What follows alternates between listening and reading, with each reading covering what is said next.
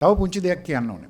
මේක ඔබ දන්නවා ඇති ඊයේ දවසේ ලංකාවේ ශ්‍රී ලාංකේය ගායක ගායිකා සංගමයේ ප්‍රවෘත්ති සාකච්ඡාවක් හැඳවලා තිබුණා. ඒක කොහේ කරාද මානව හිමිකම් සංවිධානයේ තමයි ඒක පිටිපස්සේ බැනර් එකේ තිබුණේ. ඒ ප්‍රවෘත්ති සාකච්ඡාවේ කෙලින්ම එල්ල කරන්නේ මේ ඇක්පෝ SL සංවිධානයේ මේ අද මේ පවත්වන වැඩමුළුව පිළිබඳව. මේ අද කතා කරපු දේවල් පිළිබඳව තමයි එහි සභාපතිතුමා කතා කරන්නේ ජගත් වික්‍රමසිංහ මහත්මයා. මම කියන බය නැති ඒවා ප්‍රසිද්ධ වෙලා තියෙන්නේ. එතුමා ඇත්තටම අද දවසේ මේ වැඩසටහනට සහභාගී වුණා නම් එතුමා පුදුමාකාර විදියට මේ අපේ මේ ඇක්පෝ ස්පෙල් සංවිධානය පිළිබඳව අවබෝධයක් ලබාගෙන එතුමාගේ තියෙන සිතුවිලි සියල්ලක්ම හකුලා ගන්න. පුංචි ළමෙක් වගේ කිසිම අවබෝධයක් නැතුව තමයි අර කතාවල් ඔක්කොම කතා කරන්නේ. ඕක කතා කරන්නේ අනේ ලෙඩ්ඩු බලන්නකෝ ලෙඩ්ඩුන්ට සින්දුවක් අහන්න තියෙන අවස්ථාව නැති කරනවා. හෝටල් ආරෝග්‍ය ශාලාවල් සින්දු දාන්න බැරි වුණාම ගුවන් තොටුපළ වල ගුවන් මගින් කොච්චර වෙහෙස වෙලාද ඉන්නේ. ඒ අහන සංගීතය නැති කරන්න මේගොල්ලෝ හදන්නේ. මේකේ අනිත් පැත්ත කියන්නේ ඒගොල්ලෝ සංගීත ශිල්පීන්ද කියලා හිතා ගන්නත් බැරි තරමට. ඉතින් ඒ තරම් ද්වේෂ සහගත ලෙස මේ වැඩපිළිවෙලට විරුද්ධ වෙන්නේ ඇයි කියලා මට හිතා ගන්න බෑ. මොකද පොඩි ළමයෙක් වුණත් මේ වගේ දේවල් තේරුම් ගන්න පුළුවන් කාලයක් අද මේ ඉන්නේ. ඒක තමයි අර කිව්වේ අපේ දරුවන්ගෙන් අහන්න මුණුබුරන්ගෙන් අහන්න. ඒගොල්ලෝ දන්නවා ඊට වඩා කියලා. ඒ කියන්නේ ඒගොල්ලන් කිසිම අවබෝධයක් නැතුව තමයි මේ ගමන ඉස්සරහට යන්නේ. ඉතින් කනගාටුයි අපිට ඒ පිළිබඳව. ඒ වගේම කියනවා කතාව පටන් ගන්නේ ඇක්පෝස්වෙල් කියන්නේ නීති විරෝධී සංගමයක්. නීති විරෝධී ලෙස මුදල් හම්බ කරනවා. කෝටි ගණන් සල්ලි එකතු කරනවා. ඉතින් එහෙම කියනක සම්පූර්ණ වැරදි.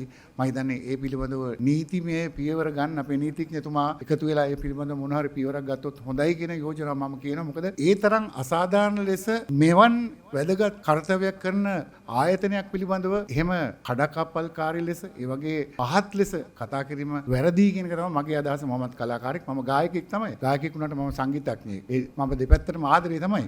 නමුත් එහෙම අවබෝධයක් නැතුව කතා කිරීම සම්පූර්ණයෙන්ම වැරදි. වැරදි නොදන්න තොත්ත බබෙක් කියලා තමයි අපිට කියන්න තියෙන ජගත් වික්‍රමසිංහ මහත්මයාට මම ප්‍රසිද්ධිය කතා කරන්නේ නැති වුණත් මේ අවස්ථාවේදී මම මේ වැඩපිළිවෙල දැක්ක ඔබ හැමෝම දැක්කා මේ ගීත නිර්මාණය කරන ඒ කලා ශිල්පීන් කොයිතරම් අසාධාරණයක් සිද්ධ වෙනවද කියලා. ගායකයන් ලක්ෂ ගණන් මුදල් හම්බ කරනවා. වේදිකාවට කියලා ගීත ගායනා කරනවා. ඒ අවස්ථාවේදීම තමයි අර රුපියල් 10000ක් ගන්න. ඒතුව වෙනම ගන්නෙ නෑ. ප්‍රසංගයකදී ගායකයෙක් ගිහිලා ගීත ගායනා කරනකොට වේදිකාවේ ඔහු ගායනා කරපු ගීතයට තමයි රුපියල් 10000 5000 බකින් ගන්නෙ. ඒක අසාධාරණයි. මෙයා ගණන් හදන්නේ. දැන් බලන්න ෂෝ එකකට 25000 ගානේ 10000 ගානේ සින්දු 25ක් උත් ලක්ෂ 2මාරයි. දවසකට ෂෝ 10ක් තිබ්බොත් ලක්ෂ 25යි. ඒක මාසෙට වැඩි කරොත් මෙච්චරයි. අවුරුද්දට මේ කෝටි ගණන් හදලා පෙන්නනවා. ඒගොල්ලෝ සංගීතඥයන් නෙවෙයිද කියලා මට හිතෙනවා. ඇත්තටම. ඉතින් මේ ගීතයක් නිර්මාණය කරන්න පෙළඹුණු එහෙම නැත්නම් මූලික වෙච්ච ගීත රචකයා සංගීතඥයාට මේ තරම් අසාධාරණයක් වෙද්දී ඇයි මේ අය මේ විදිහට හිතන්නේ කියලා මට හිතා ගන්න බෑ. ගීතේ අයිතිය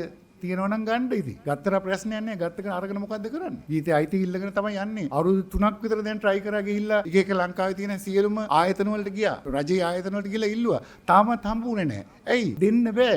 ගන්නත් බෑ. ඉතින් මේ බොරු මිරුඟක් පස්සේ තමයි මේගොල්ලෝ යන්නේ. ඒක වෙනම කතන්දරයක්. නමුත් මම අද දවසේ මේ වැඩසටහනට මම සහභාගී වෙන්න ලැබීම මම ඉතාමත් සතුටු වෙනවා. මොකද මේ වැඩපිළිවෙල අපේ ලංකාවට අත්‍යවශ්‍යම වැඩපිළිවෙලක්. අපේ සිහිනයක් සැබෑවීමක් තමයි තියෙන්නේ. මෙතනින් ඔබ හැමෝම විවිධ ශාස්ත්‍රය නියෝජන වෙනවා ඇති.